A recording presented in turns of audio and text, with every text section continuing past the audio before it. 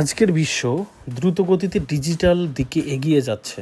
ঠিক যেমন ইন্টারনেট একসময় বিপ্লব এনেছিল, এখন তেমনই বিপ্লব আনছে ক্রিপ্টোকারেন্সি ও ব্লকচেইন টেকনোলজি বা ওয়েব3 ইন্ডাস্ট্রি। অথচ এখনও বাংলাদেশে এটি পুরোপুরি বৈধ নয় বা অনির্দিষ্ট রয়ে গেছে।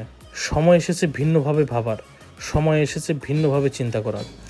এটা শুধু অপরাধীদের একটি টুল বক্স হতে পারে না, বরং ভবিষ্যতের অর্থনীতির একটি চাবিকাঠি। বৈধতা দিলে অর্থনৈতিক সম্ভাবনা তৈরি হবে। ওয়েব3 অথবা ক্রিপ্টো ইকোসিস্টেমে বৈধতা এলে বাংলাদেশ লক্ষ লক্ষ ডলার রেমিটেন্স আকারে পেতে পারে। হাজার হাজার তরুণ ফ্রিল্যান্সার, ডেভেলপার ও ব্লকচেইন উদ্যোক্তা তাদের আয় সহজেই দেশে আনতে পারে। এতে বৈদেশিক মুদ্রার রিজার্ভও বাড়বে। ক্রিপ্টো স্টার্টআপ, এক্সচেঞ্জ এবং ব্লকচেইন ফার্মে কীভাবে ক্যারিয়ার করা যায়, বিনিয়োগ ও কর্মসংস্থান বৃদ্ধি পাবে, যার ফলে তরুণদের জন্য তৈরি হবে হাজারো চাকরির সুযোগ। Community manager, developer, digital marketer, content creator সহ আরও অসংখ্য পদ তৈরি হবে। তরুণ সমাজকে অপরাধ থেকে দূরে রাখা যাবে।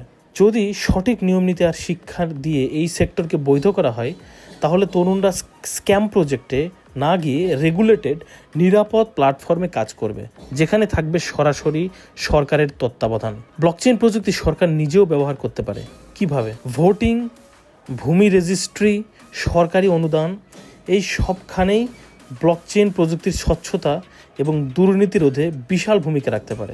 সরকার নিজেই এই প্রযুক্তি গ্রহণ করলে গ্লোবালি এগিয়ে যেতে পারে। ইউএস, ইউএই, সিঙ্গাপুর, জাপান সহ বহু দেশ ইতিমধ্যেই ক্রিপ্টো রেগুলেট করেছে। IMF ও ওয়ার্ল্ড ইকোনমিক ফোরামের মতো সংস্থাও এখন ক্রিপ্টোকে ভবিষ্যতের অর্থনৈতিক অংশ হিসেবে দেখছে। বাংলাদেশ পিছিয়ে থাকলে সম্ভাবনার দরজা বন্ধ হয়ে যাবে। সব নতুন প্রযুক্তিরই শুরুতে ভয় থাকে, একটা সমস্যা থাকে, কিন্তু সময়ের সঙ্গে সঙ্গে সেটি সুযোগে পরিণত হয়।